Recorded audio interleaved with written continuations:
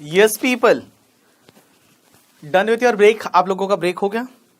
चलो, किसी ने क्वेश्चन पूछा ऑर्डिनेंस क्या होता है। सर फाइनेंस एक्ट तो अपने को समझ में आता है, एक्ट वगैरह तो समझ में आता है, ये ऑर्डिनेंस क्या होता है। बहुत बार ऐसा था ना, पानीपत वालों ने पूछा ऑर्डिनेंस का मतलब क्या होता है। ऑर्डिनेंस, ऑर्डिनेंस किसको बोलते हैं। यस, यमुनानगर, बठिंडा, आबुलेन। आप मुझे कॉल करना बैच के बाद। वॉल्यूम नहीं आ रहा है, there is no volume.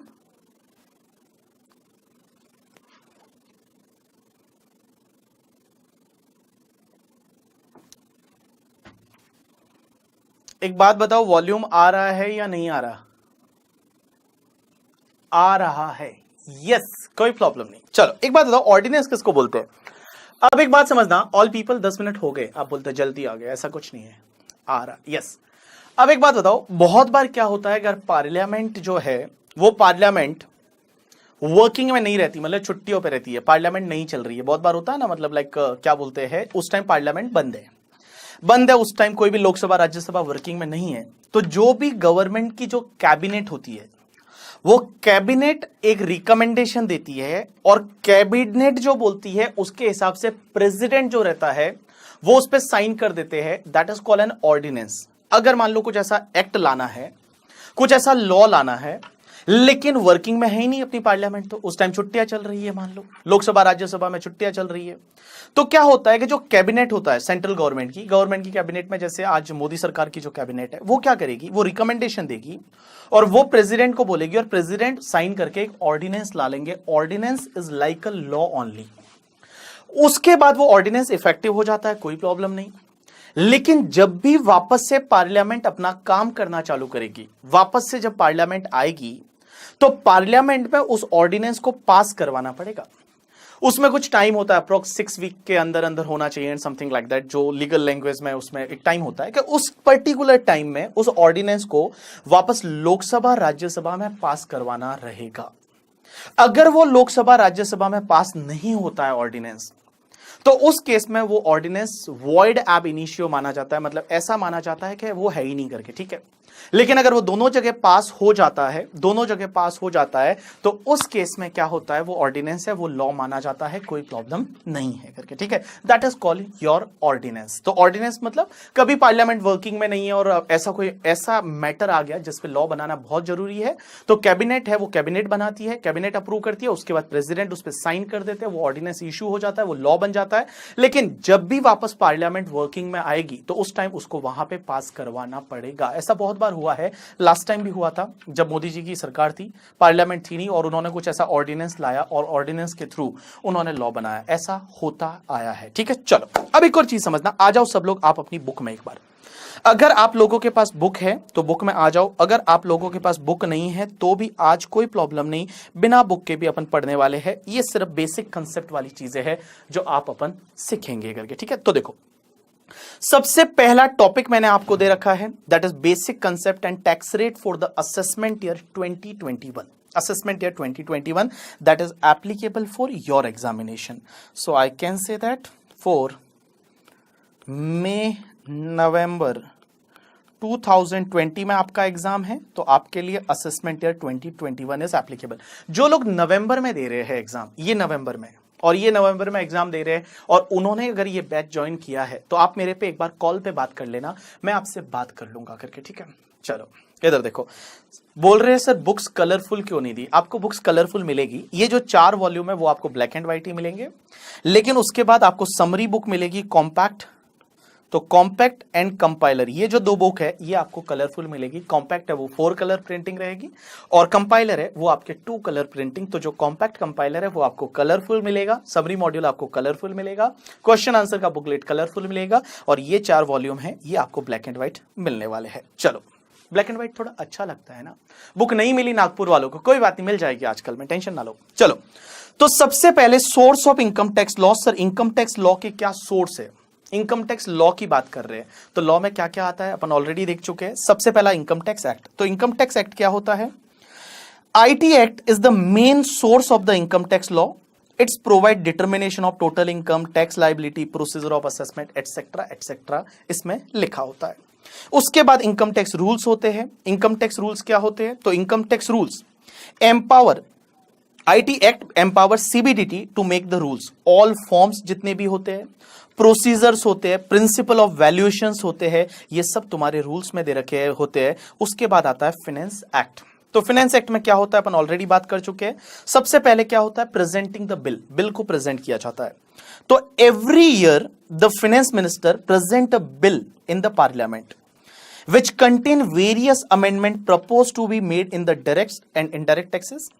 Finance number 1 bill 2019 is presented by the Piyush Goyal ने present किया था on the 1st Feb 2019 and finance number 2 bill जो अभी निर्मला सीतारमण जी ने 5 जुलाई 2019 को present किया है। तो सबसे पहले present होता है finance bill, उसके बाद approval होता है और assent of the bill. As soon as bill passed by both the houses, पहले लोअर हाउस लोकसभा राज्यसभा में पास होता है of the parliament and thereafter receive the assent of the president, president जब उसको अप्रूव कर देते हैं, it becomes the finance act, वो क्या बन जाता है, finance act बन जाता है। finance number 1 bill जो था become the finance number 1 act 2019 on 21st Feb 2019 को, ये 21st Feb 2019 जो था, 1st Feb को जो बिल आया था, जो बजट आया था, वो 1st Feb को जो बिल आया था, बजट आया था, वो अप्रूव हो गया था और उसके बाद प्रेसिडेंट ने साइन कर दिया था 21st Feb को। तो उस दिन वो बन गया था फाइनेंस नंबर 1 एक्ट। उसके बाद ये दूसरा एक फाइनेंस एक्ट प्रिंट हुआ है, ये नहीं होना चाहिए था। उसके बाद finance number 2 bill 2019 become finance number 2 act 2019 on so and so date, but मैंने यहां पे डैश डैश लिखा हुआ है क्योंकि अभी तक उसको अप्रूव नहीं किया है, क्योंकि अभी तक फाइनेंस बिल ही है वो।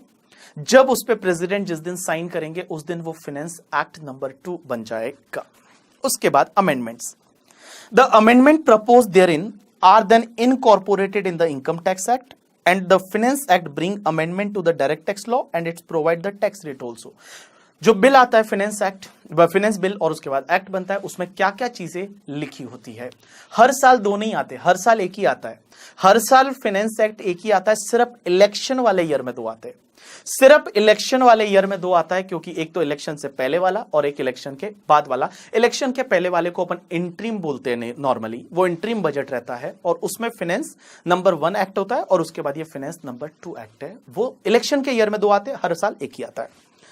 अब एक बात बताओ, सर्कुलर और नोटिफिकेशन, एक बात बताओ, सर्कुलर नोटिफिकेशन में क्या फर्क है, कोई बताएगा मुझे?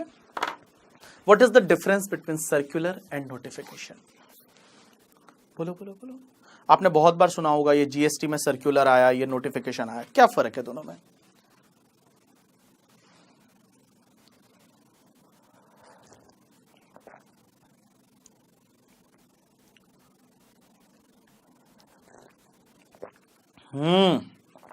चलो, बीकानेर वाले बोल रहे हैं circular is for the departmental use only. Bathinda वाले बोलते हैं circular binding on the department. Sri Ganganagar वाले बोलते हैं circular are binding on officers. Circular clarification होती है, राइट। देखो नोटिफिकेशन जो होता है ना, नोटिफिकेशन तो बेसिकली अमेंडमेंट है, you can say that. Notification है वो नोटिफिकेशन अमेंडमेंट ही होता है कि भाई नोटिफिकेशन आया मतलब that is the amendment, you have to follow that. जैसे सपोज जीएसटी का आज रेट है, वो जीएसटी का आज रेट 18% है। कल एक नोटिफिकेशन निकाल दे कि आज से जीएसटी का रेट, मोदी जी को लग रहा है इसके लिए जीएसटी का रेट 25%, 18 से 25% कर दिया, वो एक नोटिफिकेशन होगा। You have to follow that, आपको फॉलो करना है। वो आप पे भी बाइंडिंग है, डिपार्टमेंट पे भी बाइंडिंग है। और एक बात बताऊं, लॉ में इसीलिए तो ऐसा लिखा होता है। लॉ में क्या लिखा होता है पता है? कि जीएसटी रेट, अगर आप जीएसटी लॉ पढ़ोगे उसमें लिखा हुआ है रेट में बी प्रिस्क्राइब्ड, और ये प्रिस्क्राइब्ड जो करते हैं वो रूल्स के थ्रू, नोटिफिकेशन के थ्रू करते हैं। तो जो नोटिफिकेशन के थ्रू आज उन्होंने प्रिस्क्राइब कर दिया कि आज से जीएसटी का रेट है वो 25% हो गया, तो वो आपको मानना ही पड़ेगा, आप उसको चैलेंज नहीं कर सकते। नोटिफिकेशन को आप चैलेंज नहीं कर सकते, आपको मानना ही पड़ेगा। You have to follow that, that is called notification. Circular जो रहते हैं ना, सर्कुलर बेसिकली क्लेरिफिकेशंस रहते हैं। बहुत बार कुछ चीज को लेकर डिस्प्यूट हो जाता है, तो उसको क्लेरिफाई करने के लिए अपनी गवर्नमेंट सीबीडीटी जो है, वो सीबीडीटी बेसिकली सर्कुलर इशू करती है क्लेरिफिकेशन से रिलेटेड। क्लेरिफिकेशन कैसे? जैसे I can take one example, मैं भी थोड़ा आपको एग्जांपल दूंगा नोटिफिकेशन और सर्कुलर का। दोनों में मेन डिफरेंस ये है कि notification is binding for department as well as SSC, मतलब आप पे भी बाइंडिंग है, डिपार्टमेंट पे भी बाइंडिंग है, but circular are not binding to the SSC. SSC पे बाइंडिंग नहीं है, वो सिर्फ एंड सिर्फ डिपार्टमेंट पे बाइंडिंग है। अगर एसएससी को फॉलो करना है तो कर सकता है, नहीं तो चलेगा, कोई प्रॉब्लम नहीं। Means if SSC wants to follow, then he can follow. Otherwise, he can ignore that circular. तो circular is not binding to SSC, but notification is binding to SSC as well as the department. एक example लेता हूं मैं करके, ठीक है। एक मैं आपको सर्कुलर का एग्जांपल, देखो नोटिफिकेशन तो बहुत सारे निकलते रहते हैं और नोटिफिकेशन के थ्रू रेट्स को रिवाइज कर दिया, मान लो जीएसटी का रेट 25% कर दिया, you have to follow that करके, that is called notification. Circular का एक एग्जांपल। आप एक बात बताओ, आपने ऑफिस में देखा होगा कि आपने एक क्लाइंट को बिल दिया, ऑडिट फीस का बिल दिया 1 लाख का, उसमें आपने जीएसटी ऐड किया 18,000, 18,000, टोटल कम्स टू 1,18,000। एक बात बताओ, आपका क्लाइंट टीडीएस काटेगा और टीडीएस 194J में काटेगा। एक बात बताओ, टीडीएस कौन से अमाउंट पे काटते हैं? टीडीएस कौन से अमाउंट पे काटेंगे, 1 लाख या 1,18,000 पे?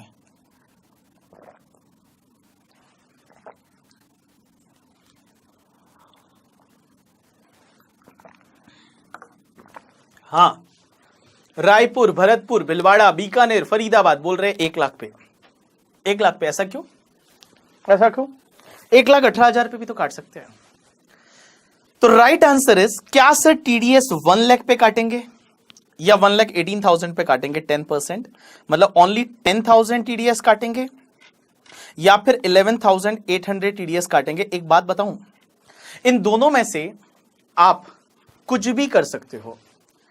ये एक सर्कुलर है सीबीडीटी का, और एक सीबीडीटी का सर्कुलर ये बोलता है, सीबीडीटी का एक सर्कुलर है और उस सर्कुलर में ये बोला है कि जहां जहां जीएसटी में, जीएसटी सर्विस कंपोनेंट पे है, जीएसटी जो है वो सर्विस कंपोनेंट है, तो सर्विस कंपोनेंट पे आपको टीडीएस नहीं काटना है। मतलब जो जीएसटी कंपोनेंट पे आपको टीडीएस नहीं काटना है। सर्विस की वैल्यू 1 लाख, जीएसटी है वो जीएसटी कितना 18,000 हुआ, तो यहां पे जो जीएसटी ऑन सर्विस कंपोनेंट है उस पार्ट पे टीडीएस आप नहीं काटोगे। ये एक सर्कुलर है। कभी कभी अपने क्लाइंट काट देते हैं, पता है आपको, कभी कभी अपने क्लाइंट पूरे 1,18,000 पे काट देते हैं। तो क्वेश्चन ये आता है, क्या ये गलत है? आंसर इज नहीं, कोई प्रॉब्लम नहीं, आपको पूरा क्रेडिट 11,800 का मिल जाएगा, क्या फर्क पड़ता है? This is called circular. आपको फॉलो करना है तो करो, नहीं करोगे कोई प्रॉब्लम नहीं, लेकिन जो बेनिफिशियल सर्कुलर है वो अपन फॉलो करते हैं। तो ये एक बेनिफिशियल सर्कुलर है, क्योंकि टीडीएस कम अमाउंट पे कटेगा, सिर्फ 1 लाख पे कटेगा, तो इसके लिए हम 1 लाख पे ही टीडीएस काटते हैं। लेकिन अगर कभी आप 1,18,000 पे काट दोगे तो वो गलत नहीं है, वो कोई गलत नहीं है, बिकॉज ये एक सर्कुलर में बोला है कि अगर आप चाहे तो सिर्फ 1 लाख पे टीडीएस काट सकते हो, तो अपन तो 1 लाख पे ही काटते हैं। लेकिन अगर 1,18,000 पे काटा तो भी गलत नहीं है, गलत नहीं है। You got my point or not? Yes, that is called circular. तो देखो मैंने क्या बोला कि तुम्हारे सर्कुलर और नोटिफिकेशन में क्या फर्क है। नोटिफिकेशन बाइंडिंग होता है department as well as SSC पे, और सर्कुलर बाइंडिंग होता है सिर्फ डिपार्टमेंट पे।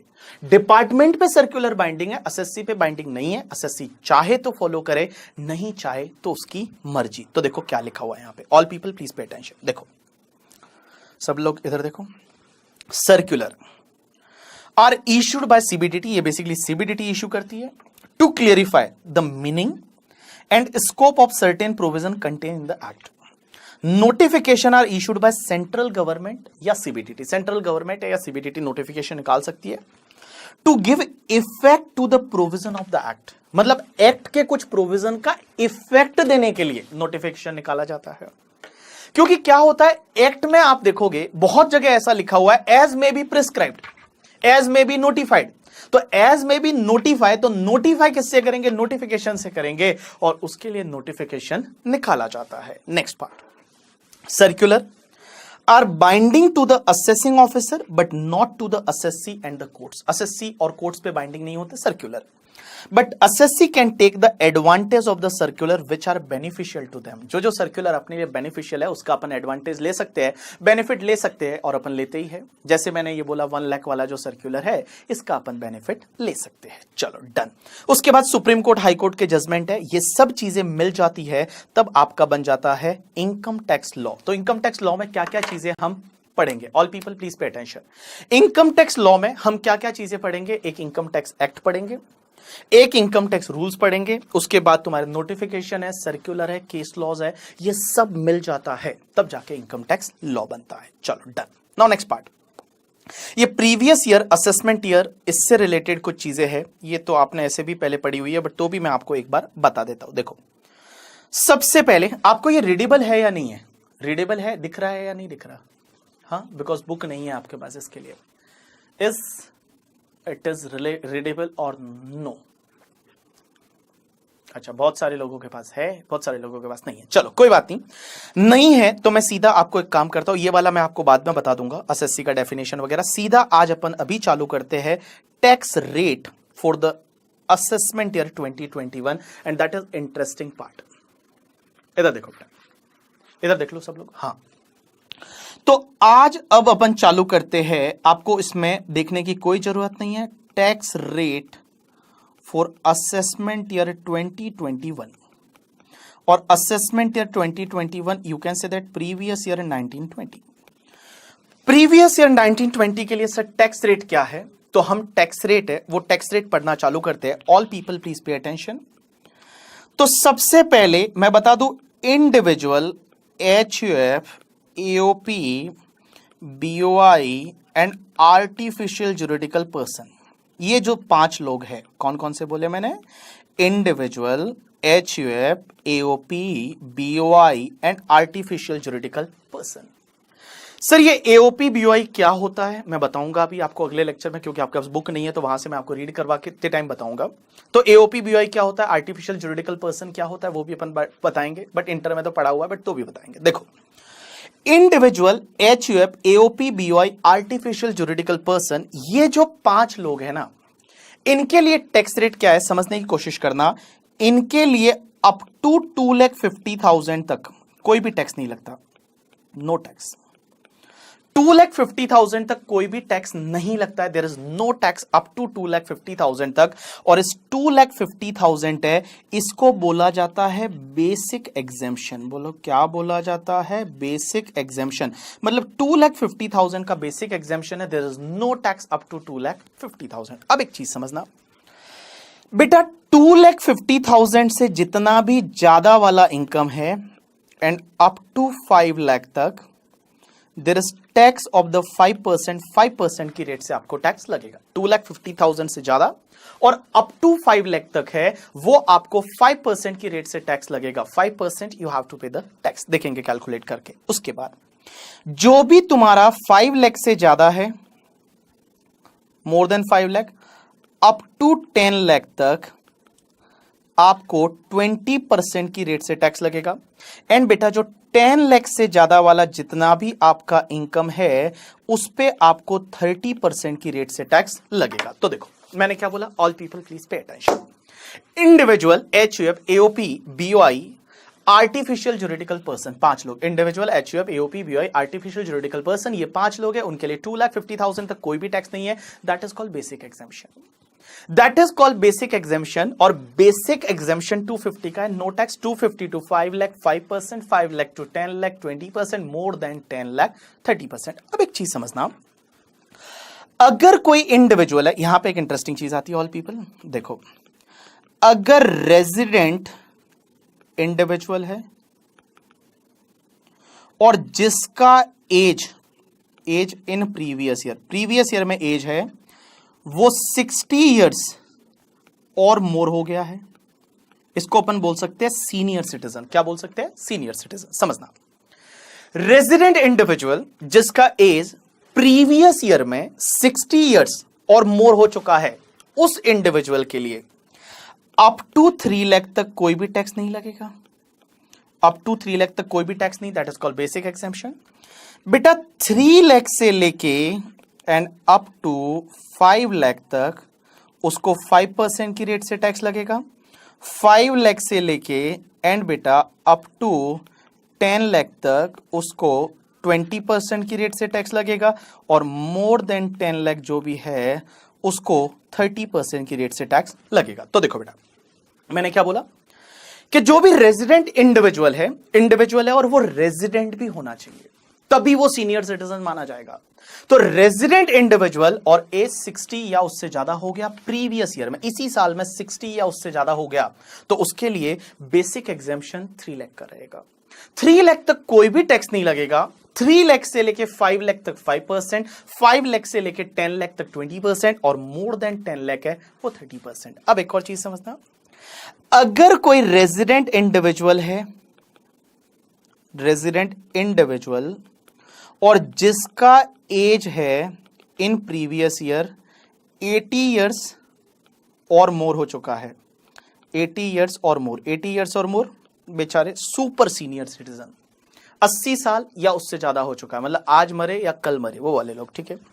80 इयर्स या उससे ज्यादा हो चुका है किसी का एज इस प्रीवियस ईयर में, और वो रेजिडेंट इंडिविजुअल है, उसके लिए बेटा अप टू 5 लाख तक कोई भी टैक्स नहीं है, नो टैक्स, और you consider basic exemption. 5 lakh से लेके एंड तुम्हारा अप टू 10 लाख तक, उसके लिए कितना परसेंट टैक्स है, 20%, और मोर देन 10 लाख जो है उस पे उसको 30% की रेट से टैक्स लगेगा। तो देखो अपन ने क्या पढ़ा, टैक्स रेट। मेरी तरफ देखना, इधर देखो सब लोग, ए भाई ये खजूर है, इधर देख, हाँ किधर देख रहा है ये हैदराबाद वाला पागल, इधर देख, हाँ इधर देख, हाँ देखो मैंने क्या बोला, individual HUF AOP BOI artificial juridical person, individual HUF AOP BOI artificial juridical person, what is the tax rate for your examination, that is assessment year 2021, previous year 1920. individual HUF AOP BOI artificial juridical person up to 2,50,000 तक कोई भी tax नहीं है। 250 से लेके 5 लाख तक कितना, 5%, 5 lakh to 10 lakh 20%, more than 10 lakh 30%। उसके बाद में एक और चीज समझना, अगर कोई रेजिडेंट इंडिविजुअल है, वो रेजिडेंट इंडिविजुअल का अगर एज प्रीवियस ईयर में 60 या उससे ज्यादा हो चुका है, 60 या उससे ज्यादा हो चुका है, तो उसको अप टू 3 लाख तक कोई भी टैक्स नहीं, 3 lakh to 5 lakh 5%, 5 lakh to 10 lakh 20%, more than 10 lakh 30%। और सुपर सीनियर सिटीजन जो है, जिसका एज प्रीवियस ईयर में आपका 80 या उससे ज्यादा हो चुका है, 80 या उससे ज्यादा हो चुका है, उसके लिए 5 लाख तक कोई टैक्स नहीं है, 5 लाख टू 10 लाख 5%, 10 लाख टू क्या बोलो सर, 5 लाख तक कोई टैक्स नहीं है, 5 लाख टू 10 लाख 20%, और मोर देन 10 लाख 30%। अब एक बात बताओ, कल मेरे पास एक डाउट आया कि आजकल वो लोग पता है फेस ऐप यूज कर रहे हैं, आजकल एक वो फेस ऐप वाला ट्रेंड आया ना, पता है आपको, जो अपने आप बुड्ढे दिख जाते हैं करके, ठीक है, आपको अपनी जवानी पसंद ही नहीं है, आपको अपने आप को बुड्ढे दिखाना है करके, ठीक है, तो उनको क्या बेसिक एग्जेम्पशन का बेनिफिट कितना मिलेगा, if any person is using the face app, तो फेस ऐप वालों को क्या बेसिक एग्जेम्पशन का बेनिफिट 5 लाख का मिलेगा क्या 80 प्लस माने जाएंगे क्या? हाँ, दरभंगा वाला बोल रहा है सर 250 ही मिलेगा, आंसर इज 250 मिलेगा, फेस ऐप यूज करने से कुछ नहीं होता करके, ठीक है। आपको बेसिक एग्जेम्पशन है, वो बेसिक एग्जेम्पशन आपकी एज के हिसाब से मिलता है। अब एक चीज बताओ मुझे, एक इंटरेस्टिंग पार्ट आता है, एक बंदा है मिस्टर काका, एक बंदा है मिस्टर काका, ये देखो ये काका को बना देते हैं इधर, ये मिस्टर काका, फोटो वोटो भी है। अब ये मिस्टर काका है, ये काका अपना प्रीवियस ईयर कौन सा है, प्रीवियस ईयर 1920। अब एक बात बताओ, ये मिस्टर काका अपना 60th बर्थडे मतलब 60वां जन्मदिन सेलिब्रेट कर रहे हैं ऑन द 1 अप्रैल 2020 को, 1 अप्रैल 2020 को 60th बर्थडे सेलिब्रेट कर रहे हैं। अब एक बात बताओ मुझे, 60th बर्थडे 1 अप्रैल 2020 को सेलिब्रेट कर रहे हैं मिस्टर काका, इनका जन्म कब हुआ होगा, इनका बर्थ डेट बोलो मुझे, 60 इयर्स बैक जाओ, बर्थ डेट बोलो मुझे,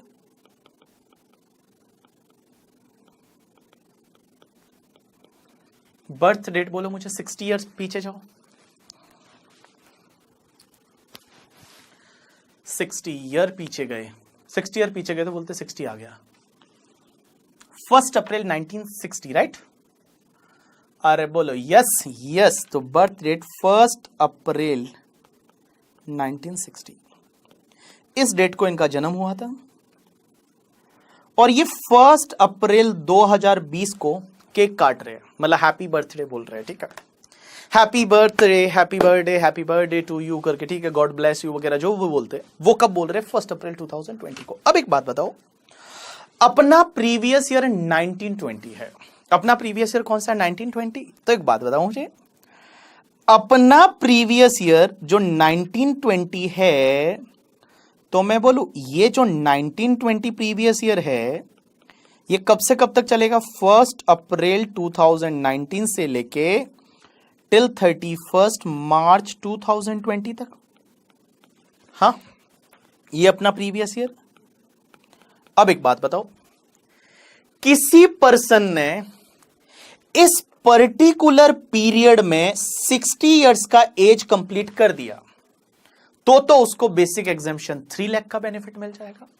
ये जो प्रीवियस ईयर है, इस प्रीवियस ईयर में अगर किसी पर्सन ने अपना 60 इयर्स का एज कंप्लीट किया है, तो उसको higher basic exemption that is 3 lakh का बेनिफिट मिल जाएगा।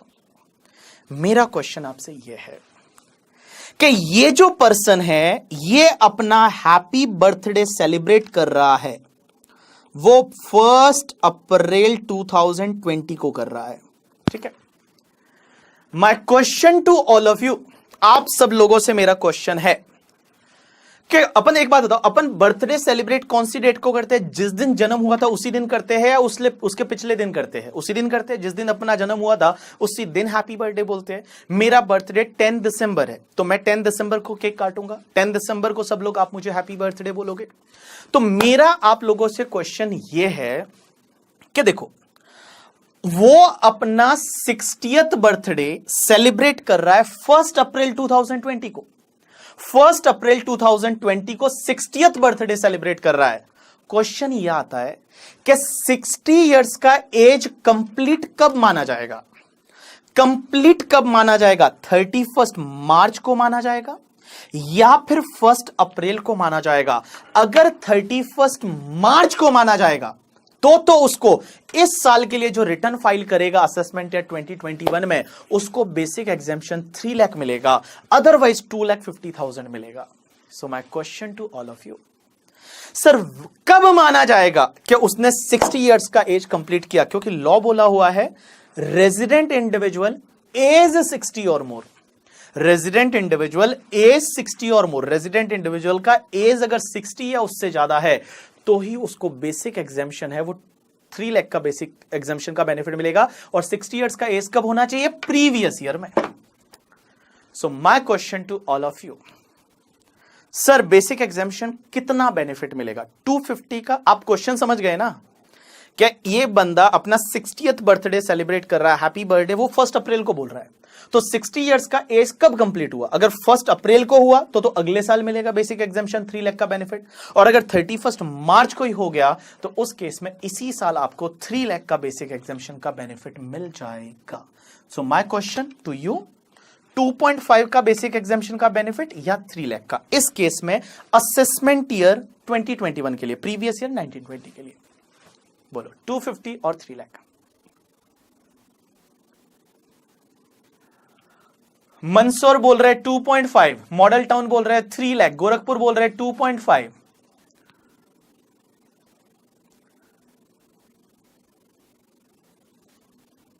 अहमदाबाद वाले बोल रहे हैं कि सर 29 फेब को जन्म हुआ तो लीप ईयर होगा। क्या पूछ रहे हो? कुछ भी पूछते हो। हाँ 3 लाख। बहुत सारे बोल रहे हैं 2.5। भटिंडा वाले बोल रहे हैं एक दिन लेट पैदा हुए। भरतपुर बोल रहे हैं 3 लाख। हैदराबाद बोल रहे हैं 3 लाख। रायपुर बोल रहे हैं दोनों मिल सकते, कुछ भी करो सर, हमको क्या मतलब, आपको मर्जी है जो करो, क्या फर्क पड़ता है। हाँ रायपुर, कोल्हापुर, भटिंडा 3 लाख 3 लाख 3 लाख। दरभंगा बोल रहे 2.5 लाख। भरतपुर वालों का नाम ले लिया मैं, भरतपुर वाले बोलते मेरा नाम ले लो सर। 2.5 और 3 लाख। अच्छा रायपुर वालों को साउंड नहीं आ रही, रायपुर वालों साउंड कैसे नहीं आ रही, कुछ भी बोलते हो पागल बच्चों। हाँ चलो मैं बता दूं, right answer is 3 lakh rupees का बेसिक एग्जामिशन मिलेगा। Right answer is 3 lakh rupees का बेसिक एग्जामिशन है वो मिलेगा। ऐसा क्यों? जिन जिन लोगों ने 3 लाख बोला था ऑल आर जीनियस, और जिन्होंने 2.5 लाख बोला था ऑल आर इडियट्स।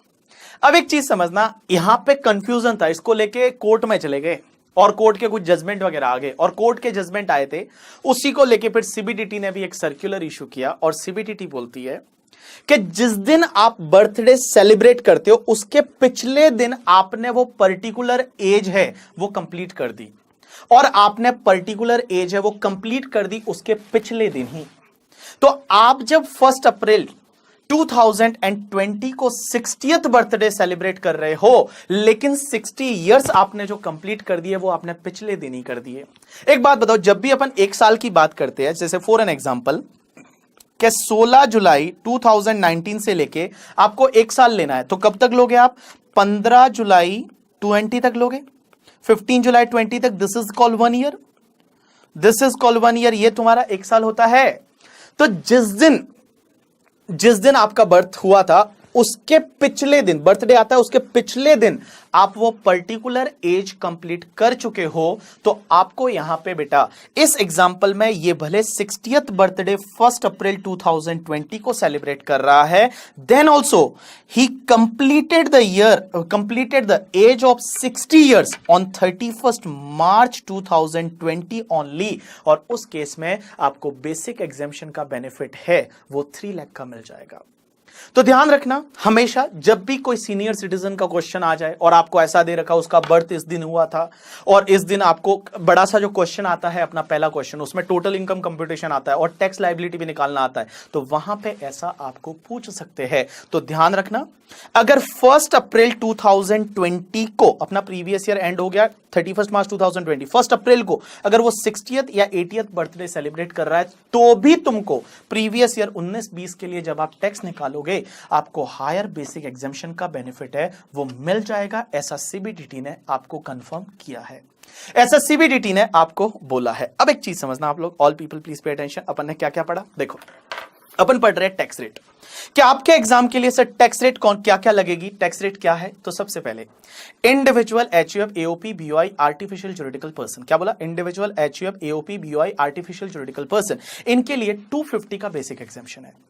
250 का basic exemption 2 lakh 50 to 5 lakh, 5%, 5 lakh to 10 lakh, 20%, more than 10 lakh, 30%। अब एक चीज समझना, ये जो individual HUF AOP BOI artificial juridical person मैंने बोला, ये भले रेजिडेंट है या नॉन रेजिडेंट है, भले रेजिडेंट है या नॉन रेजिडेंट है, आपको टैक्स रेट 250 का बेसिक एग्जेम्पशन का बेनिफिट मिलेगा। लेकिन एक चीज समझना, जब भी मैंने आपको सीनियर सिटीजन की बात की है या सुपर सीनियर सिटीजन की बात की है, तो वहां पे मैंने रेजिडेंट वर्ड यूज किया है दोनों जगह।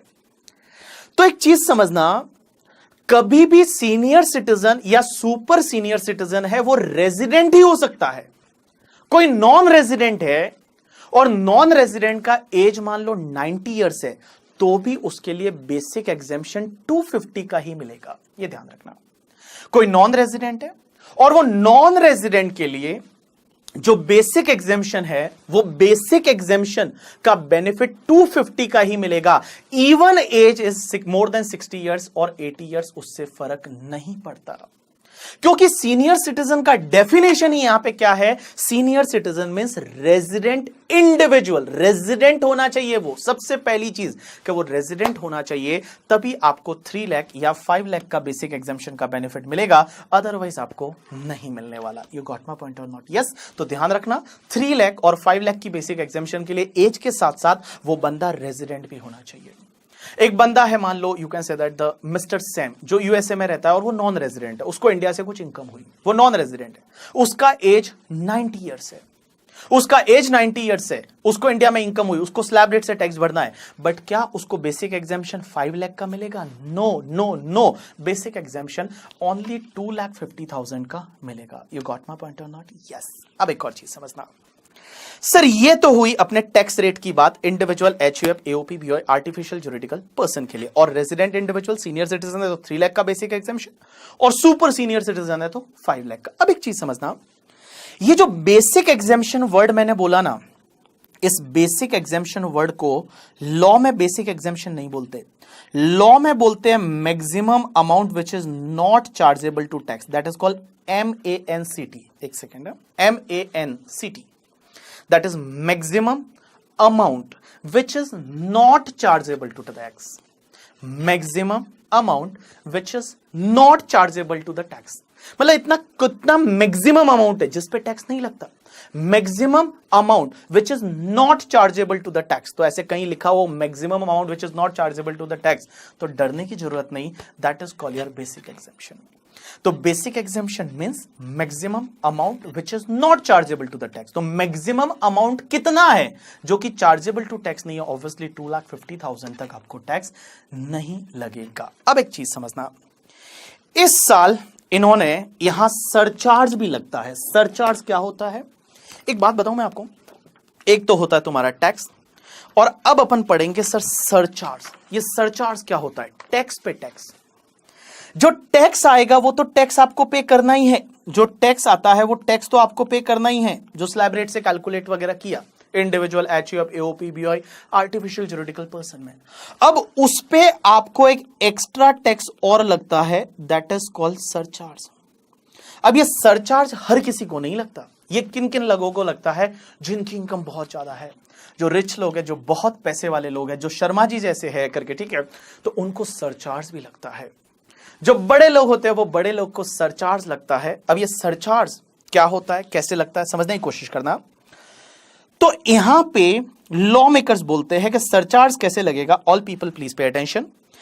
आपकी जो टोटल इनकम है, यहां individual, HUF, AOP, BOI, artificial juridical person की बात कर रहा हूं, total income is more than 50 lakhs। अगर आपकी टोटल इनकम 50 लाख रुपए से ज्यादा है, 50 लाख से ज्यादा है, लेकिन अप टू 1 करोड़ है, अप टू 1 करोड़, 50 लाख से ज्यादा है, अप टू 1 करोड़ है, तो आपको 10% की रेट से सरचार्ज लगेगा। 10%, जो भी टैक्स आता है उस टैक्स पे 10% और ऐड कर दो, जो भी टैक्स आता है उस टैक्स पे 10% और ऐड कर दो, that is called your 10% surcharge. दूसरा, अगर आपकी टोटल इनकम मोर देन 1 करोड़ है, लेकिन अप टू 2 करोड़ है, 1 करोड़ से ज्यादा, अप टू 2 करोड़, तो आपको सरचार्ज जो लगेगा वो सरचार्ज आपका 15% की रेट से लगेगा, 15% सरचार्ज। और अगर आपकी इनकम 2 करोड़ रुपए से ज्यादा है और अप टू 5 करोड़ है, तो आपको सरचार्ज जो लगेगा वो आपको 25% की रेट से लगेगा। और आपकी इनकम अगर 5 करोड़ से भी ज्यादा है तो आपको सरचार्ज है वो 37% की रेट से लगेगा। ये जो दो चीजें हैं, ये अमेंडमेंट किया है इन्होंने इस साल। यहां पे जो मैंने ब्रैकेट में लिखा है, ये ब्रैकेट में लिखा है this is the amended by the, ये अमेंडमेंट किया है जो अभी बजट आया था उसमें।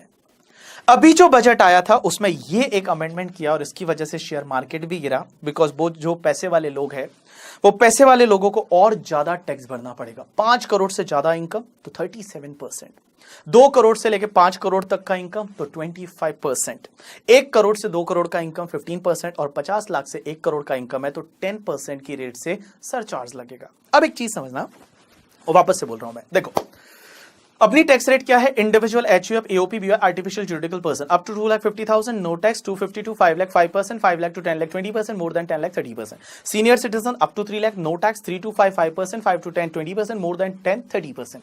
Super senior citizen 5 lakh no tax, 5 to 10 20%, more than 10 30% surcharge. If your total income, total income का मतलब होता है बेटा यहां पे नेट टैक्सेबल इनकम, डिडक्शन वगैरह लेने के बाद जो 5 हेड का टोटल होता है उसको बोलते हैं जीटीआई, ग्रॉस टोटल इनकम।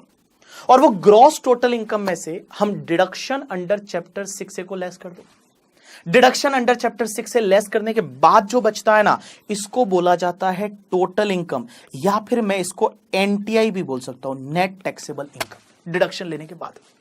अगर ये एनटीआई और total income is more than 50 lakh है, अप टू 1 करोड़ है, तो सरचार्ज लगेगा 10%।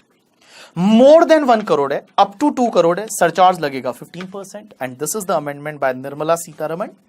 मोर देन 2 करोड़, 2 करोड़ से ज्यादा है, more than 2 crore, up to 5 crore 25% surcharge, और मोर देन 5 करोड़ है तो 37% की रेट से सरचार्ज लगेगा। मतलब टैक्स आपको लगेगा 30% जो आता है, उस पे जो सरचार्ज है, जो टैक्स पे 37% की रेट से सरचार्ज लगेगा।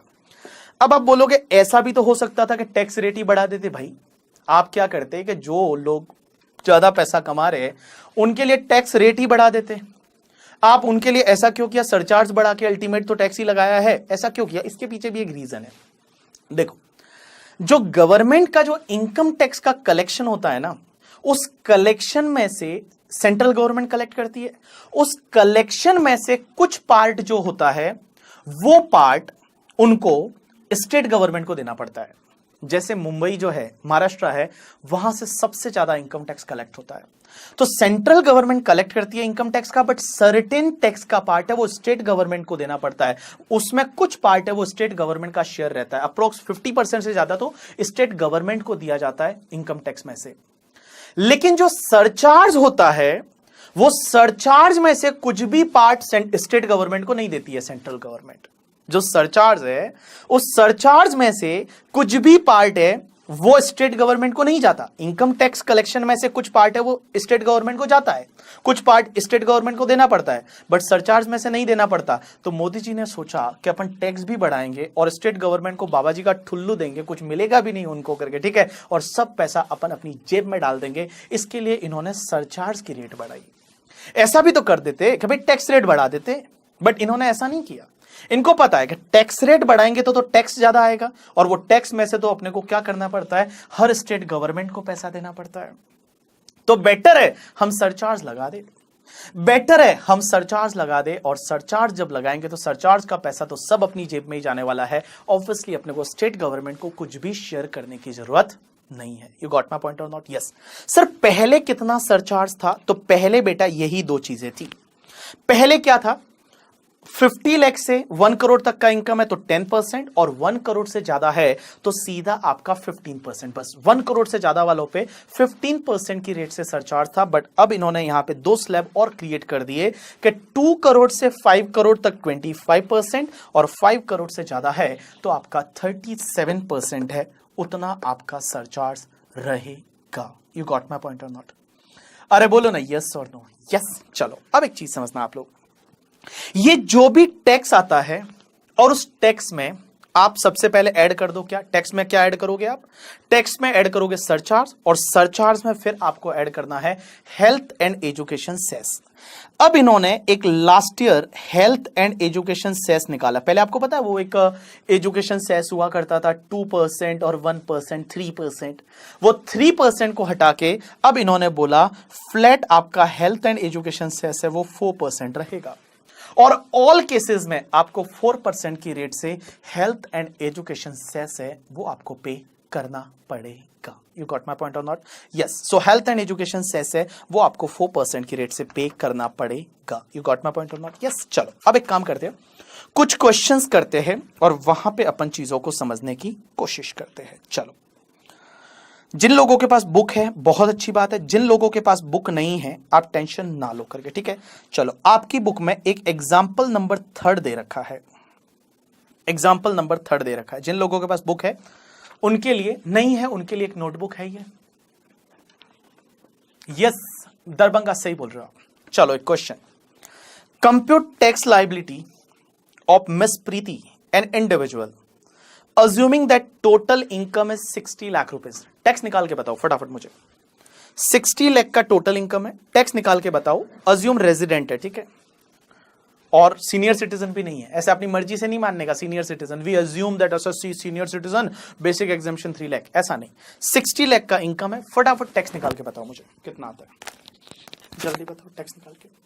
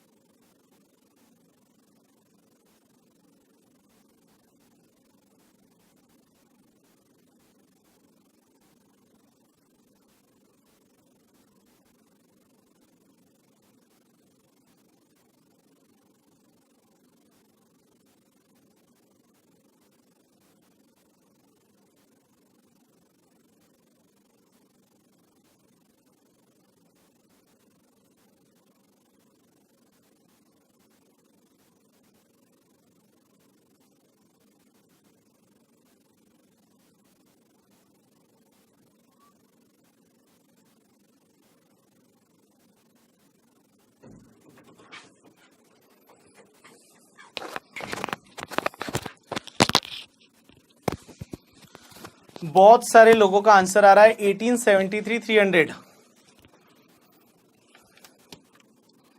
1844 700 including health and education cess बताना, ठीक है। चलो तो मैं बता देता हूं टैक्स कैसे निकालेंगे 60 लाख पे। तो 60 लाख पे टैक्स निकालने के लिए समझना, तो पहले अप टू 2,50,000 तक कोई भी टैक्स नहीं आएगा। More than 250 up to 5 lakh तक 5%। कैलकुलेट करो कितना आता है, 12,500। हाँ 12,500। उसके बाद more than 5 lakh up to 10 lakh 20%, 1 lakh. और उसके बाद मोर देन 10 लाख 30%। तो 50 लाख पे 30% कितना आएगा बेटा? हाँ 50 लाख पे 15 लाख, राइट। अब एक बात बताओ, टोटल कितना हुआ आपका? 16 लाख 12,500। सरचार्ज लगेगा या नहीं? आंसर इज यस, लगेगा। Because total income is more than 50 lakh up to 1 crore. Total income is more than 50 lakh up to 1 crore. तो सरचार्ज कितना लगेगा? कितना? 10%। तो एड सरचार्ज 10%। तो इसका 10% कम्स टू 1,61,250। टोटल कितना आया? 17,73,750। और हर बार ऐड करना है हेल्थ एंड एजुकेशन सेस @ 4%। तो इसका 4% 70,950।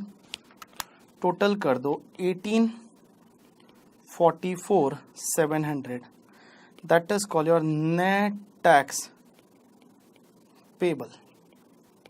नेट टैक्स पेबल है वो आपका आ जाएगा। अच्छा, एक क्वेश्चन मुझे आप करके बताओगे। एक और क्वेश्चन मैं आपको देता हूं, आप अपने कहीं पे भी बुक में लिख लो जहां जगह है। अगर नहीं है जगह, आपके पास ये बुक है और आप और कोई नोटबुक लेके नहीं आए, तो यहां पे एक लिख लेना, पेज नंबर 9 पे एग्जाम्पल करके, जो आपको अभी करके बताना है मुझे, ठीक है। पहली बार आप गलत करोगे बट कोई बात नहीं, जिनका जिनका सही था वेरी गुड, वो सही था, उसमें था क्या, ठीक है। चलो अब लिखो, total income of mister BB is ₹50,80,000. Compute tax liability. 50,80,000 का टोटल इनकम है, आपको टैक्स लाइबिलिटी निकालना है। करके बताओ मुझे, आपको 2-3 मिनट का टाइम देता हूं। 50,80,000 है वो टोटल इनकम है, आपको टैक्स निकाल के बताना है मुझे।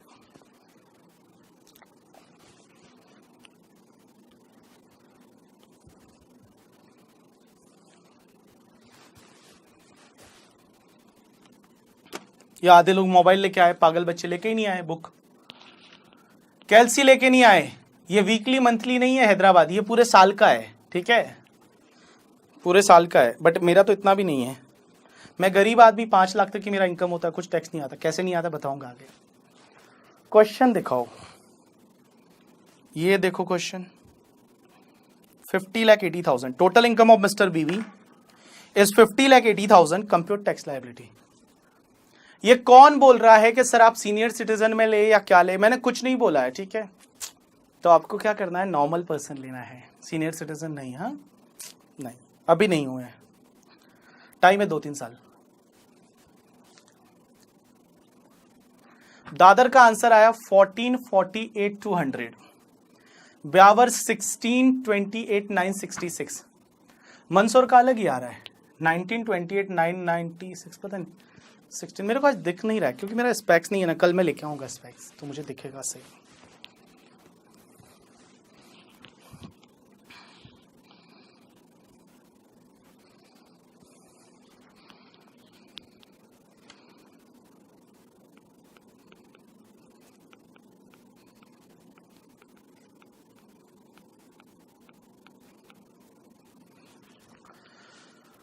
(1482) आया मथुरा, रायपुर, भरतपुर का 1628 966।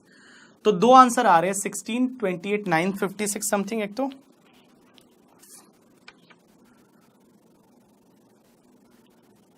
एक आ रहा है 1448 200 और एक आंसर आ रहा है दैट इज मेरे दिख नहीं रहा है 16 आई थिंक 16 ही है ना, मैं थोड़ा पास में जाके देख के आता हूं, मुझे दिखता नहीं है। सेस 1528 956 1528 956। चलो ये दो आंसर है सबके आए हैं, ऊपर वाला तो बहुत कम लोगों के आया है 1528 956। यस चलो मैं बताऊं आपको, चलो कैसे करेंगे। इधर देखो सब लोग बोर्ड पे ध्यान दो, इधर देखो। हाँ गर्लफ्रेंड बॉयफ्रेंड वाले कपल वाले भी इधर देखो, सब लोग इधर देखो। हाँ अब ये जो लोग आपस में बैठते हैं और वो कपल है और वो आपस में बैठते हैं तो ये दूर हो जाएंगे थोड़े दिन में, देख लेना आप, ठीक है। चलो तो सबसे पहले टोटल इनकम है वो आपका है 50,80,000। आपको उस पर टैक्स कैलकुलेट करना है, ठीक है। एज है वो नॉर्मल लेने का, सीनियर सिटीजन जब तक नहीं दे रखा तब तक नहीं मानने का, ठीक है। तो 50-80 पे टैक्स निकालो। तो computation of tax liability up to 2,50,000 तक डैश पे डैश कोई भी टैक्स नहीं आएगा, अप टू 250 तक। अब एक चीज समझता, more than 250 up to 5 lakh तक 5% 12,500। अब एक बात बताओ, more than 5 lakh up to 10 lakh 20% 1 lakh and more than 10 lakh up to 50,80,000। तो कितना बचा? 30% comes to 1224 I think, yes 12 lakh 30% 12,24,000। Total करो 13,36,500। एक बात बताओ मुझे, सरचार्ज लगेगा या नहीं लगेगा? सरचार्ज लगेगा या नहीं लगेगा? क्वेश्चन को देख के बोलो। इंडिविजुअल है, इनकम 50 लाख से ज्यादा है, अप टू 1 करोड़, सरचार्ज लगेगा या नहीं लगेगा?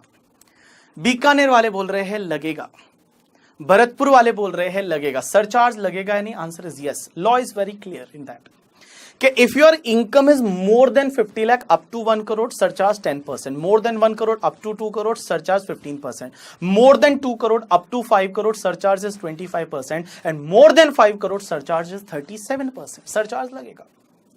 तो सरचार्ज लगेगा, लेकिन कितना लगेगा? तो एक बात बताऊं मैं आपको, यहां पे ऐड करो, ऐड सरचार्ज, और सरचार्ज आपका 10% की रेट से लगेगा। तो 10% सरचार्ज अगर आप लेते हो तो 133,650 आपका सरचार्ज आ जाएगा और टोटल टैक्स आ गया 14,70,150। 14,70,150 है, उतना आपका टैक्स आ गया। अब इसमें अपन क्या करेंगे, और health and education cess add कर देंगे। 14,70,150 में अपन क्या करेंगे, health and education cess add करेंगे। लेकिन यहां पे एक कंसेप्ट आता है, समझने की कोशिश करना। मेरा टैक्स कितना आ रहा है? 14,70,150 मेरा टैक्स आ रहा है। 14,70,150 1470 150 मेरा टैक्स आ रहा है जब मैंने इनकम कमाई है 50,80,000। Means my income is 50,80,000, my income is 50,80,000, my tax liability is 14,70,150। अब एक चीज समझना, मैंने गलती कर दी कि मैंने इनकम 80,000 ज्यादा कमा ली। आप एक बात बताओ, अगर मेरी इनकम जो है वो इनकम मेरी अगर 50 लाख ही होती, आप बताओ मेरी इनकम अगर 50 लाख ही होती तो टैक्स कितना आता? कैलकुलेट करके बताओ। टैक्स कितना आता? कैलकुलेट करके बताओ। टैक्स कितना आता? कैलकुलेट करके बताओ। अगर मेरी इनकम ओनली 50 लाख होती तो 1,12,500 प्लस 40 लाख पे 30% प्लस कितनी आती? 13 लाख। सरचार्ज नहीं लगता तो 12,500 आती भाई। 13,12,500 ये मेरा टैक्स आता। Suppose if my income is only 50 lakh before health and education cess, मेरा टैक्स कितना आता? 13,12,500। 13,12,500 है वो कोल्हापुर मेरा टैक्स आता। अब एक बात बताओ मुझे, क्या सरचार्ज लगता? क्या अगर मेरा इनकम 50 लाख ही होता तो क्या सरचार्ज लगता? क्या आंसर इज नहीं लगता। सरचार्ज नहीं लगता। There is no surcharge. If your income is up to 50 lakh obviously there is no surcharge. Surcharge नहीं लगता। अब एक बात बताओ मुझे, अगर मैं 50 लाख कमाता, मेरी इनकम 50 लाख होती तो मुझे टैक्स आता 13,12,500 और मेरी इनकम 50,80,000 हो गई, 50,80,000 हो गई तो मेरा टैक्स आ रहा है यहां पे कितना? 14,70,150। ये तो गलत है ना, क्योंकि एक बात बताओ, मेरी इनकम में इंक्रीज कितना हुआ? 50 लाख से ज्यादा इनकम में इंक्रीज हुआ 80,000, लेकिन मेरा टैक्स में इंक्रीज कितना हुआ? अगर मैं टैक्स की बात करूं तो मेरा टैक्स इंक्रीज कितना हो गया? तो 13,12,500 minus 14,70 150 it's comes to the 157,650। 157,650 है, वो 157,650 है। ये मेरा टैक्स में इंक्रीमेंट हो गया। एक बात बताओ, ये तो गलत है ना।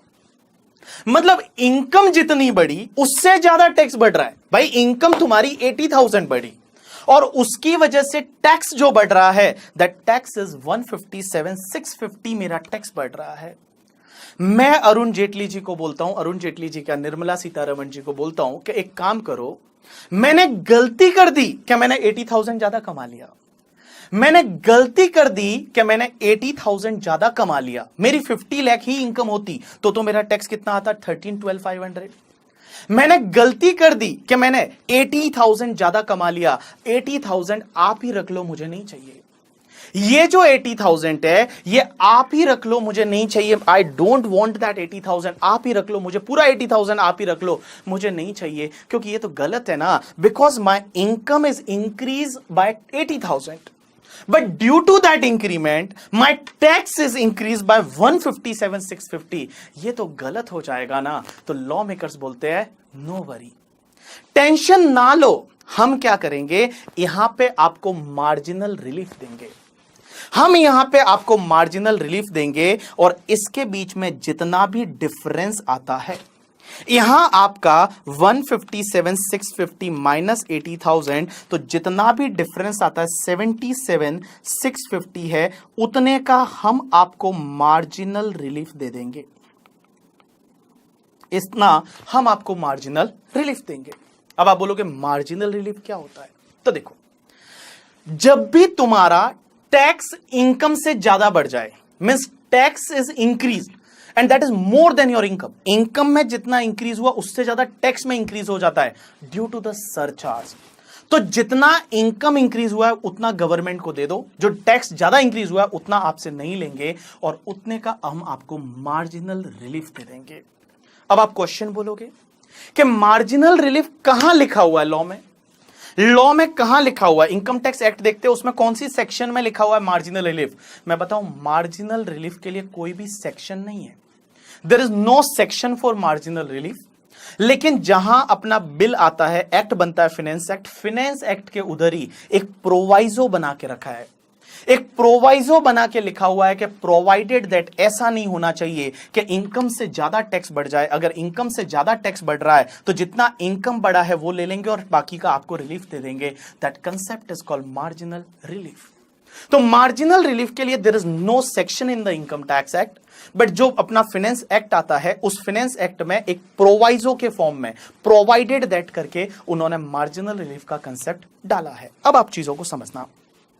सर आप बोल रहे हो कि हम क्या करेंगे, यहां पे मार्जिनल रिलीफ लेस कर देंगे। मार्जिनल रिलीफ कितना? 77,650 का रिलीफ है, ये लेस कर दो तो बचेगा कितना? 1470,150 माइनस 77,650, इट्स कम्स टू 1392,500 है। ये हमारा टैक्स आ जाएगा। अब इसमें आप ऐड करोगे हेल्थ एंड एजुकेशन सेस, तो add health and education cess आपका 4% की रेट से, तो इसमें 4% प्लस कर दोगे तो 1448,200 है। ये आपका आंसर आ जाएगा, 1448,200 आंसर आएगा। लेकिन सर आपने ये सब ये करके बताया, बट हमको इतना थोड़ी याद रहने वाला है कि कहां मार्जिनल रिलीफ लेना है, कैसे कैलकुलेट करना है। सर आपने तो ये सब बताया, इसका कोई शॉर्टकट बताओ। देखो आपको क्या करने का, ध्यान रखना, इधर देखना, बोर्ड पे ध्यान देना सब लोग। देखो सिंपल सी चीजें हैं, इधर देखना बेटा, all people please pay attention. देखो जब भी आपका इनकम 50 लाख से थोड़ा बहुत ज्यादा है, जब भी आपका इनकम 50 लाख से थोड़ा बहुत ज्यादा है, मतलब 1 lakh 2 lakh, means your income is more than 50 lakh, but भैया वो 50 लाख से ज्यादा थोड़ा बहुत है, 1 लाख 2 लाख 3 लाख, या 1 करोड़ से ज्यादा है थोड़ा बहुत, या 2 करोड़ से ज्यादा है थोड़ा बहुत, या 5 करोड़ से ज्यादा है। क्योंकि देखो 1 करोड़ 2 करोड़ 5 करोड़ पे सरचार्ज की रेट चेंज हो जाती है। तो समझना, आपको क्या करने का, पहले जो इनकम दे रखी है उस पर टैक्स निकाल दो, और टैक्स निकालने के बाद आप उसमें सरचार्ज को ऐड कर दो। चलो मैंने ये सरचार्ज को ऐड कर दिया, सब लोग बोर्ड पे ध्यान देना, सबसे इंटरेस्टिंग पार्ट, ऐसा आपको करने का है। 1336,500 प्लस 10%, इट्स कम्स टू 1470,150। अब एक बात समझना, all people please pay attention, इधर देखना। अब आप सरचार्ज को ऐड करने के बाद एक काम करो, यहां पे आप लिखोगे, जैसा मैं बोलता हूं वैसे, सरचार्ज को ऐड कर दिया आपने, उसके बाद यहां लिखोगे this amount is restricted to. ये अमाउंट जो है ये रेस्ट्रिक्ट करेगा, किससे रेस्ट्रिक्ट करेगा समझने की कोशिश करना। इनकम कितनी, 50 लाख से थोड़ी बहुत ज्यादा है, तो आप एक काम करो, यहां पे लो tax on 50 lakh rupees plus जो भी तुम्हारी एनटीआई है माइनस 50 लाख रुपीस। देखो तो मैं क्या करूं, पहले ले लो टैक्स ऑन 50 लाख, मतलब 50 लाख अगर अपनी इनकम होती तो टैक्स कितना लगता। तो अभी अपन ने कैलकुलेट किया था 13,12,500, 13,12,500 और प्लस करो एनटीआई माइनस 50 लाख, एनटीआई में से 50 लाख लेस कर दो। तो देखो तुम्हारा एनटीआई कितना था, 50 लाख 80,000, माइनस 50 लाख कर दो तो कितना बचेगा, 80,000। ये गवर्नमेंट को ही दे दो, हमको चाहिए नहीं, ले लो, मोदी जी को बोलो तुम ही ले लो। तो NTI minus 50 lakh comes to the 80,000। तो अब इसकी टोटल करो, 13,12,500 plus 80,000, it's comes to the 13,92,500। और एक बात बताओ मुझे, ये नीचे वाला जो अमाउंट है, ये नीचे वाला अमाउंट ऊपर वाले को रेस्ट्रिक्ट करता है, मतलब इससे ज्यादा नहीं हो सकता। ये जो दूसरा वाला अमाउंट है नीचे वाला, उससे ज्यादा नहीं हो सकता। इसका मतलब मैं एक बात बोलूं, इन दोनों में से विच एवर इज लोअर वाला है वो आप कंटिन्यू कर दो।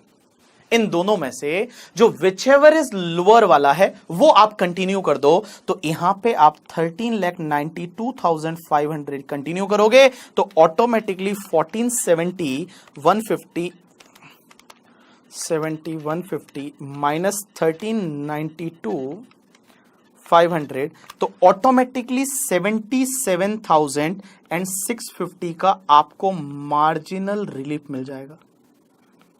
इसका ऑटोमेटिकली आपको मार्जिनल रिलीफ है वो आपको मिल जाएगा। और मार्जिनल रिलीफ हमेशा health and education cess add करने से पहले लेना है। Health and education cess add करने से पहले आपको यह करना है। और अब जो भी आता है उसमें ऐड कर लो, add health education cess at the rate 4% और 1392,500 1392,500 का 4% कम्स टू द 55,700। ये आप ऐड कर दो, आपको मिल जाएगा 1448,200। ये आपका नेट टैक्स पेबल। अब एक बात बताओ मुझे वापस से, all people please pay attention. मैंने क्या बोला कि देखो, individual, HUF, AOP, BOI, artificial juridical person, surcharge कैसे लगता है? अगर इनकम मोर देन 50 लाख है, अप टू 1 करोड़ है, surcharge 10%, 1 crore to 2 crore 15%, 2 crore to 5 crore है कितना 25%, और 5 करोड़ से ज्यादा है तो 37% सरचार्ज लगेगा। अब एक बात समझना, बहुत बार ऐसा होता है कि if income is little bit more than 50 lakh है, 1 करोड़ है या 2 करोड़ है, 5 करोड़ है, तो बहुत बार ऐसा हो सकता है कि सरचार्ज की वजह से इनकम से ज्यादा टैक्स बढ़ जाए। जो इनकम है उस इनकम से ज्यादा टैक्स बढ़ गया, इनकम से ज्यादा टैक्स बढ़ गया, तो उसमें आपको मार्जिनल रिलीफ का कंसेप्ट आएगा। अब ये मार्जिनल रिलीफ का कंसेप्ट में आपको क्या करने का, पहले आप टैक्स निकाल दो, सरचार्ज ऐड कर दो। अब एक चीज समझना, ये सरचार्ज ऐड करने के बाद यहां से इंटरेस्टिंग पार्ट, आपको सरचार्ज ऐड कर दिया, फिर आपको लिखने का रेस्ट्रिक्टेड टू, मतलब जो अमाउंट है वो रेस्ट्रिक्ट करेगा, tax on 50 lakh plus NTI minus 50 lakh, tax on 50 lakh और ऊपर वाला इनकम गवर्नमेंट को दे दो, हमको नहीं चाहिए करके, ठीक है। तो आपका एनटीआई माइनस 50 लाख आया 1392,500, रेस्ट्रिक्टेड टू कर रहा है ये लोअर वाला amount, miss which ever is lower है उसको कंटिन्यू कर दो, आपको ऑटोमेटिकली मार्जिनल रिलीफ यहां पे मिल जाएगा। You got my point or not? Yes. अब आप पूछोगे सर, अभी पिछला क्वेश्चन हमने जो किया था 60 लाख की इनकम वाला, उसमें ऐसा क्यों नहीं लिखा आपने? उसमें देखो इनकम बहुत ज्यादा थी, अगर आप ये चेक भी करते तो वहां मार्जिनल रिलीफ नहीं आती। कैसे? एक वही एग्जांपल को कंटिन्यू करते। देखो, अगर आपका टोटल इनकम जो था, अभी अपन ने क्वेश्चन किया था, टोटल इनकम 60 लाख था, और इस पे आप जब आप टैक्स निकालोगे तो टैक्स में देखो अप टू 250 तक कुछ भी टैक्स नहीं आएगा, more than 250 up to 5 lakh तक 5% 12,500 आया था, और more than 5 lakh up to 10 lakh 20% 1 lakh आया था, और more than 10 lakhs up to 60 lakh 30% 15 lakh आया था। ये आया था। अब एक बात बताओ मुझे, टोटल आपका हुआ था 16,12,500। अब एक बात बताओ, इसमें आपने ऐड किया था सरचार्ज एट द रेट 10%। तो 10% सरचार्ज को जब आपने ऐड किया था तो 16,12,500 प्लस 10% इट्स कम्स टू 17,73,750। चलो अब एक बात बताओ मुझे, कितना आता था? 17,73,750 सही है? हाँ भाई,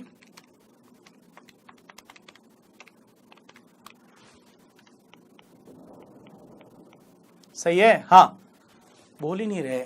सही है, 17,73,750। अब एक बात बताओ, अगर वहां आप मार्जिनल रिलीफ दिखते तो कैसे दिखते, समझना।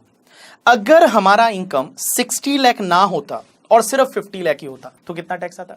एक बात बताओ, 60 लाख ना होता, सिर्फ 50 लाख होता तो टैक्स कितना आता? देखो, 50 लाख इनकम होता तो टैक्स कितना आता? I think 13,12,500।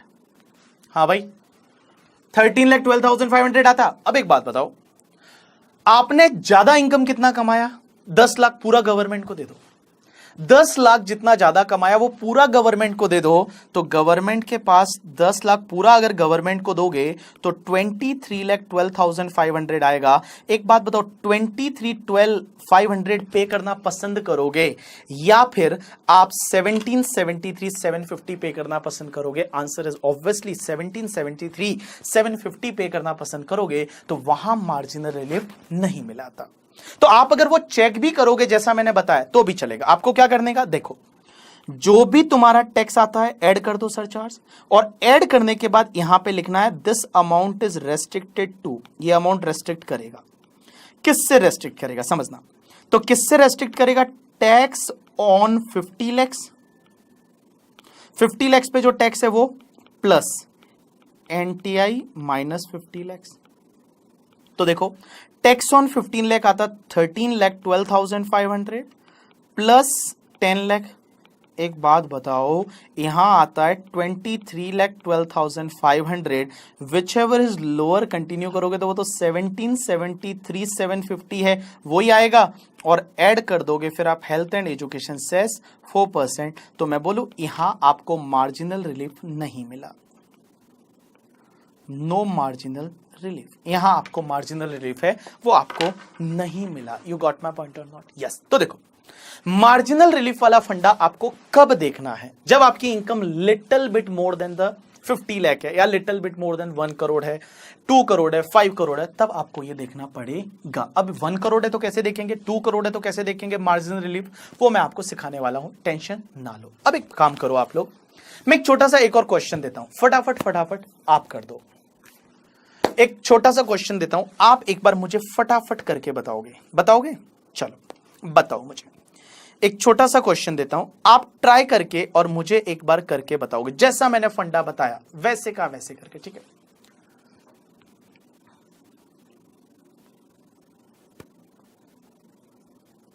नहीं भरतपुर, ऐसा नहीं लगा सकते वो कंसेप्ट जो आप बोल रहे हो। आपको यही ऐसे फॉलो करना है, tax on 50 lakh plus NTI minus 50 lakh, ठीक है? चलो एक क्वेश्चन मुझे फटाफट करके बता दो एक बार। चलो, total income of mister Hari is 51 lakh, चलो फटाफट करके बताओ मुझे, इंक्लूडिंग सरचार्ज मार्जिनल रिलीफ लेने के बाद मुझे बताओगे कितना आंसर आ रहा है। Total income of mister Hari is 51 lakh, चलो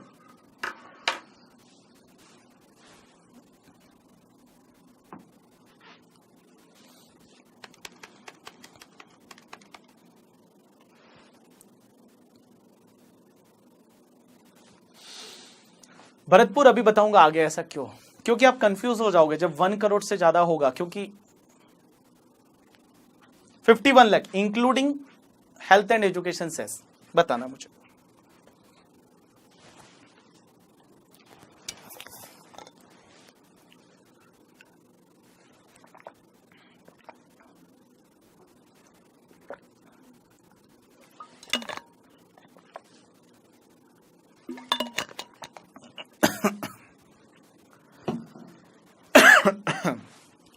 सॉरी 14,42,500 आ रहा है बहुत सारे लोगों का, 14,42,500,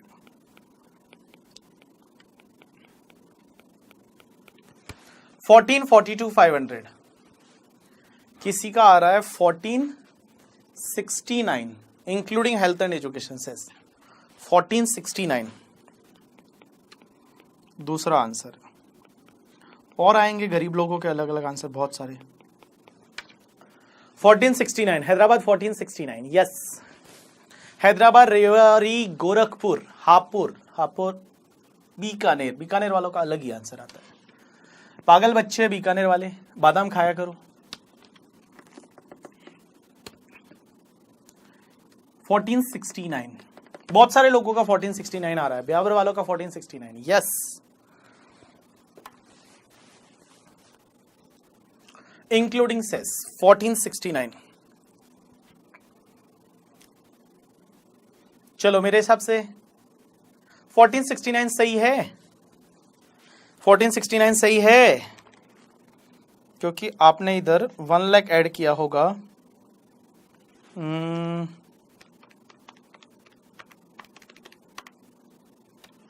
1469 is right answer.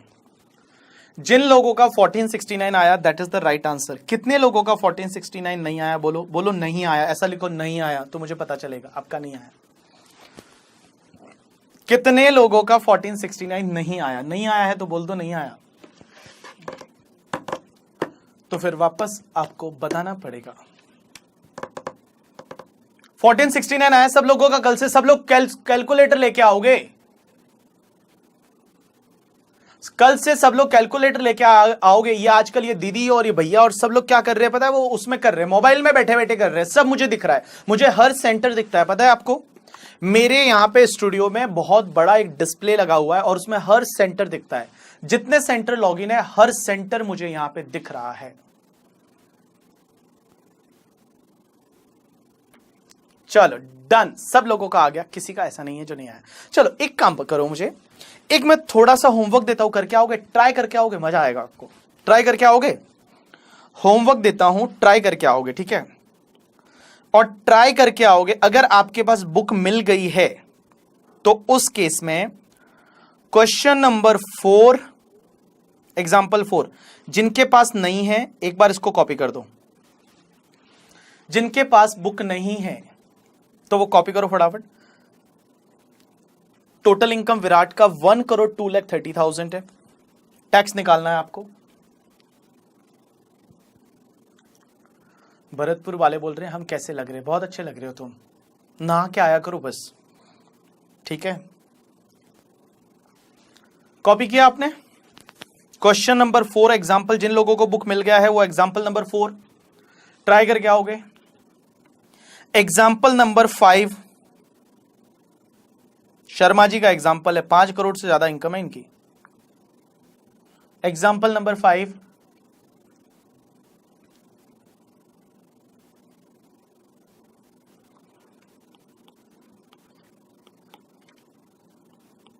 5 crore 7,30,000 income.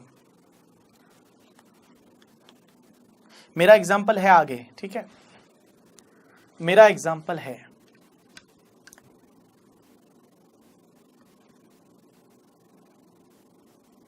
चलो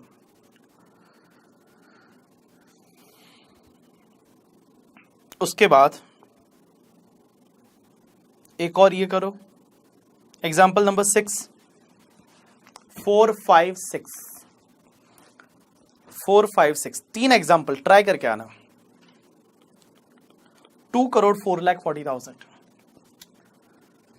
2 करोड़ 4,40,000 दीपिका, ठीक है, बस बाकी मैं करवाऊंगा। मेरा एग्जाम्पल ये रहा, देखो बताऊं, देखो compute the tax liability of mister BB individual, जिसका टोटल इनकम 5 लाख है या 5,05,000 है, ठीक है। तो देखो गरीबों वाला होता है ये।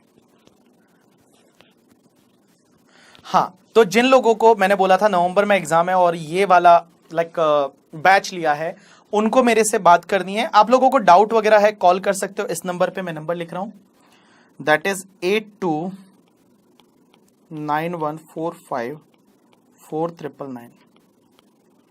सेव कर दो आपके मोबाइल में 8291454399। इस पे मैं कॉल लूंगा नेक्स्ट 15 मिनट्स तक, उसके बाद ये मोबाइल स्विच ऑफ हो जाता है, 15 मिनट ही मैं लूंगा। चलो डन। चलो, और ये वाला जो लेक्चर है ये आपको YouTube पे भी मिल जाएगा। आपका फ्रेंड का किसी का मिस हो गया है तो वो YouTube पे देख सकते हैं, आज शाम तक ये YouTube पे भी अपलोड हो जाएगा, ठीक है। चलो, तो आपको मैंने 3 क्वेश्चन दिए हैं आज होमवर्क के लिए, और आज अपन ने जो डिस्कस किया उसको मैं 2 मिनट में वापस से रिवाइज करवा देता हूं। इधर देखो मेरी तरफ, देखो we started with the income tax. और इनकम टैक्स में सबसे पहले अपन ने क्या पढ़ा, इनकम टैक्स में पहले तो पेपर पैटर्न और वो सब चीजें हैं जो छोटी छोटी बातें आपको बताई, 30 मार्क्स 70 मार्क्स MCQs, ये वो बातें की। उसके बाद इनकम टैक्स में मैंने आपको बताया गवर्नमेंट टैक्स क्यों लेती है, क्योंकि गवर्नमेंट को एक रेस्पॉन्सिबिलिटी दे रखी है। गवर्नमेंट को एक रेस्पॉन्सिबिलिटी दे रखी है कि गवर्नमेंट को इंडिया को डेवलप करना है, उसके लिए 2 चीजों की जरूरत पड़ती है, पहला पावर, दूसरा आपको मनी। पावर कॉन्स्टिट्यूशन में दे रखा, मनी कहां से आएगा, सबसे पहला ओन बिजनेस है, सेकंड टैक्सेस। टैक्सेस में डायरेक्ट टैक्स, इनडायरेक्ट टैक्सेस, ठीक है। डायरेक्ट टैक्स में आपको सीखने के लिए 3 चीजों का नॉलेज होना चाहिए मेनली, इनकम टैक्स एक्ट करके 1961, इनकम टैक्स रूल्स 1962 और तुम्हारा फाइनेंस एक्ट 2019। और 2019 के 2 फाइनेंस एक्ट है, that is finance number 1 act 2019 and finance number 2 act 2019। वो 2019 ये 2 आपके फाइनेंस एक्ट है जिसका नॉलेज होना चाहिए, साथ में circular notification and case laws. सबसे पहले हमने स्टार्ट किया हमने स्टार्ट किया कि tax rate for the assessment year 2021। आपके एग्जाम के लिए असेसमेंट ईयर 2021 प्रीवियस ईयर है वो 1920। प्रीवियस ईयर किसको बोलते हैं, असेसमेंट ईयर किसको बोलते हैं, जैसे बुक आएगा मैं आपको बता दूंगा, ठीक है, बट आपको पता ही है previous year assessment year. Assessment year 2021 के लिए टैक्स रेट क्या है, तो सबसे पहले individual HUF AOP BOI artificial juridical person, क्या बोला मैंने, individual HUF AOP BOI artificial juridical person, उनके केस में up to 2,50,000 there is no tax, 2,50,000 to 5 lakh 5%, 5 lakh to 10 lakh 20%, more than 10 lakh 30%। In case of resident individual age 60 और more हो गया है previous year में, रेजिडेंट इंडिविजुअल एज 60 और मोर हो गया है प्रीवियस ईयर में, उनके लिए up to 3 lakh no tax, 3 to 5 5%, 5 to 10 20%, more than 10 है वो आपका 30% रहेगा। सुपर सीनियर सिटीजन जिसका एज 80 और मोर हो गया है इन द प्रीवियस ईयर और वो रेजिडेंट होना चाहिए, up to 5 lakh there is no tax, 5 lakh to 10 lakh 20%, more than 10 lakh 30%। Surcharge लगेगा, that is the interesting part, और अमेंडमेंट हुआ है इसी साल से करके, ठीक है। सरचार्ज कितना लगेगा, income is more than 50 lakh up to 1 crore, 10% more than 1 crore up to 2 crore है, 15% more than 2 crore up to 5 crore है आपका 25%, और मोर देन 5 करोड़ 37% की रेट से सरचार्ज है वो सरचार्ज लग जाएगा। और सरचार्ज ऐड करने के बाद फिर आपको हेल्थ एंड एजुकेशन से ऐसे ऐड करना, और पहले एक मार्जिनल रिलीफ का कंसेप्ट आता है, तो हमेशा ध्यान रखना little bit more than 50 lakh से ज्यादा है, 1 करोड़ से ज्यादा है, 2 करोड़ से ज्यादा है, 5 करोड़ से ज्यादा है, तो आपको मार्जिनल रिलीफ वाला कंसेप्ट है वो आपको देखना पड़ेगा। You got my point or not? Yes. मेरा मेल आईडी भी आपके साथ शेयर कर रहा हूं, ऐसा कभी भी कुछ है, ऐसा कुछ पूछना है तो you can share on the mail ID. My mail ID is